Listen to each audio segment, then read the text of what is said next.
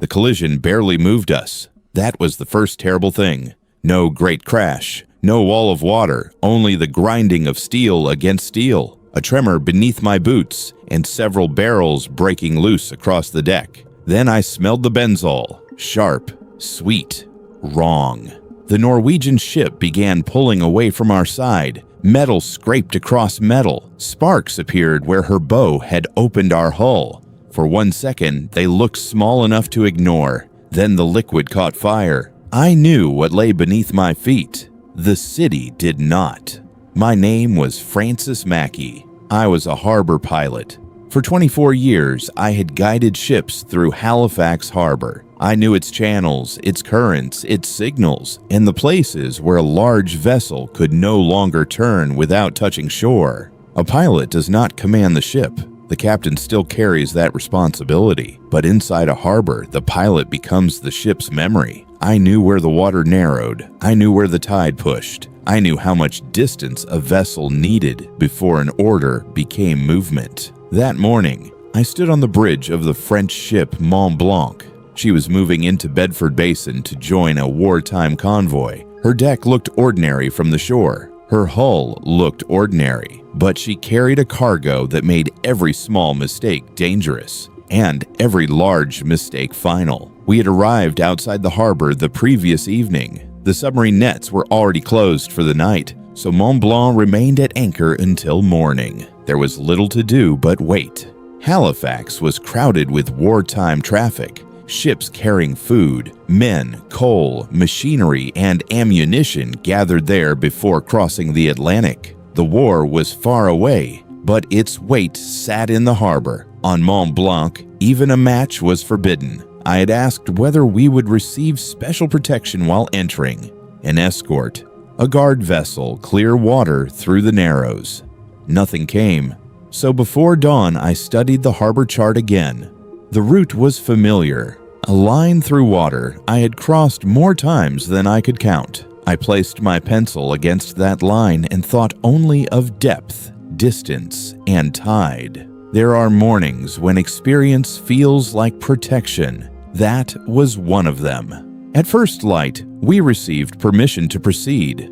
Mont-Blanc moved slowly along the Dartmouth side. She was heavily loaded. She did not answer the helm quickly. That did not trouble me. A pilot learns the personality of a ship through her delay. You give an order, then you wait for steel, water, and momentum to agree. The first thing that troubled me was the smoke ahead, then the shape beneath it.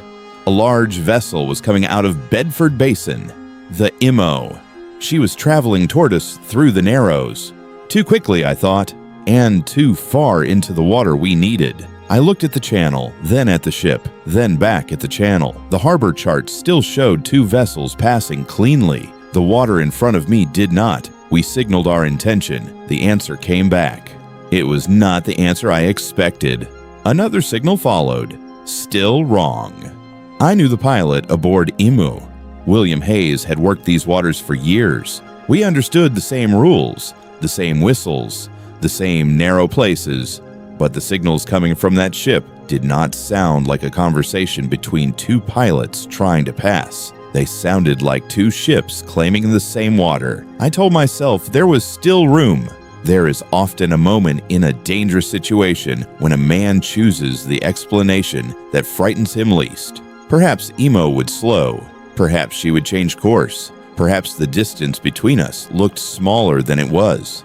But Mont-Blanc could not move closer to the Dartmouth shore. A grounding would be dangerous. A collision with the shore could be dangerous. Almost everything was dangerous when the cargo beneath you could not be allowed to burn. The ships kept closing. We signaled again.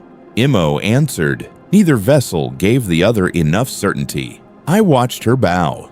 A pilot learns to read movement before it becomes obvious. A change in wake, a shift in angle, foam gathering where it should not. I could feel Mont-Blanc's slowness now, not as weight, as time disappearing. We could not continue straight. We could not move closer to shore. Going astern at the wrong moment could swing our bow directly across Imo's path.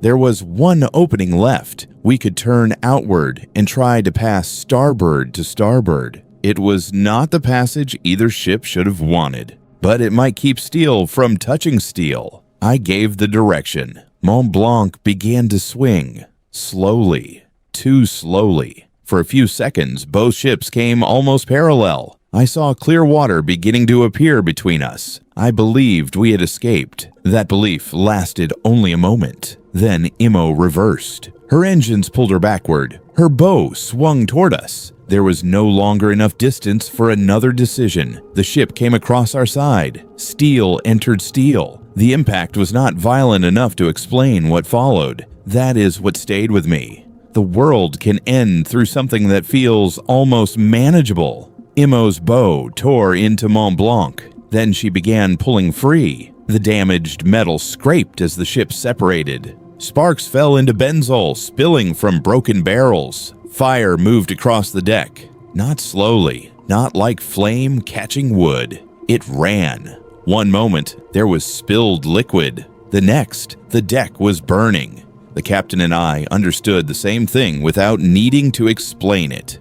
The fire could not reach the cargo below, but it was already moving toward it. Men reached for hoses. Others moved toward the places where we might flood or sink the ship. The heat drove them back. The fire was too fast. The damage had taken away the choices we needed. There was no time to repair anything. No way to guide the burning ship safely out of the harbor. No way to explain the danger to everyone watching from shore. The captain gave the order to abandon ship. 2 boats were lowered. Men climbed down quickly, but not wildly. Training has a strange power. Even when every instinct says run, the hands still find ropes. The feet still search for the next rung. I looked once toward Halifax. People were appearing at windows. Others were moving toward the waterfront. To them, it was a ship on fire. A spectacle. A reason to stop working and look. We shouted from the boats. We tried to warn vessels nearby, but distance swallowed our words. Flames rose above the deck. Mont-Blanc drifted away without us, toward the city. As we pulled away, I thought of the harbor chart. It was still on the bridge.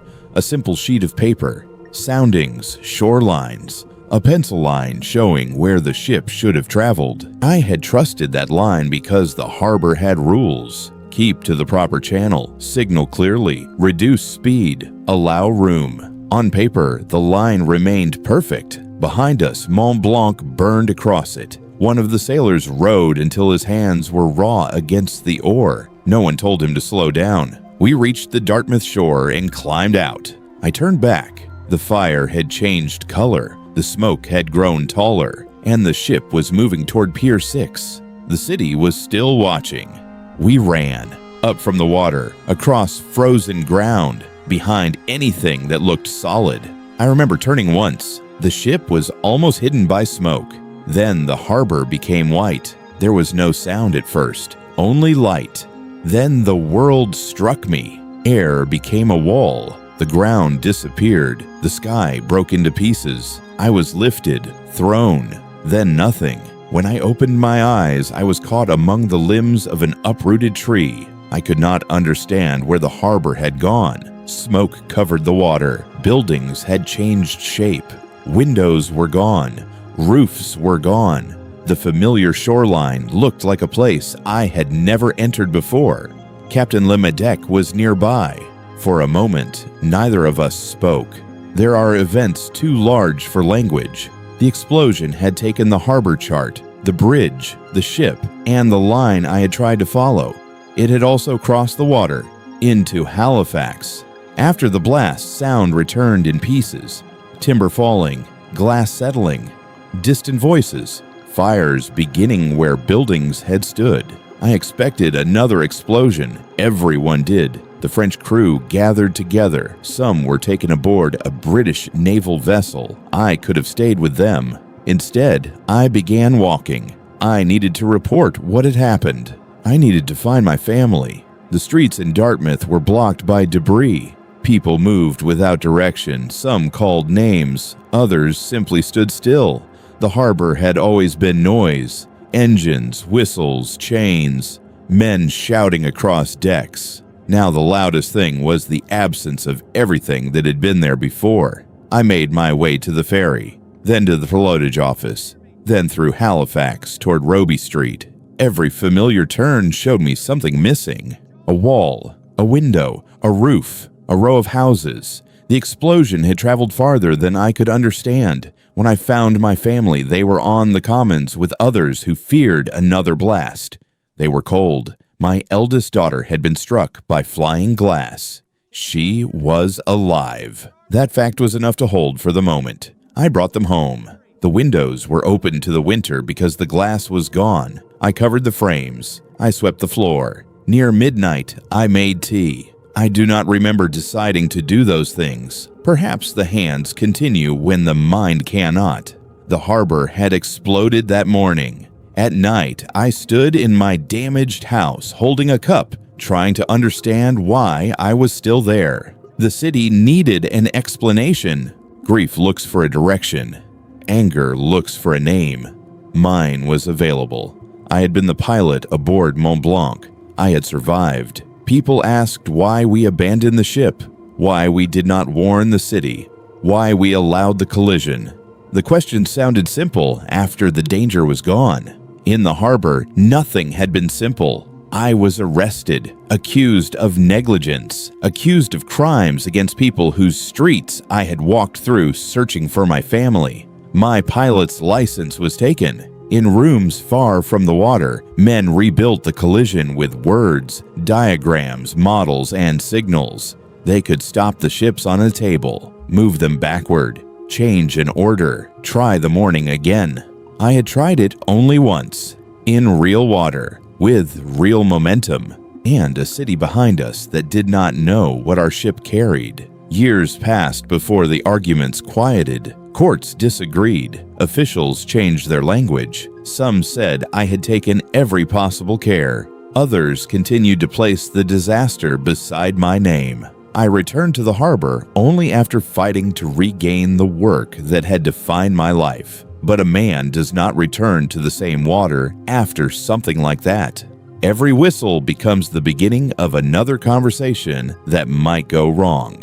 Every vessel approaching through the Narrows carries the shape of Emo. Every harbor chart contains two versions of the morning, the clean line drawn on paper, and the path the ships actually took. People remembered the explosion as a number, the dead, the injured, the homes destroyed. I remember distance, how much water remained, how quickly it vanished, how close two ships can come before every choice becomes too late. History remembers the explosion. I remember the line on the chart.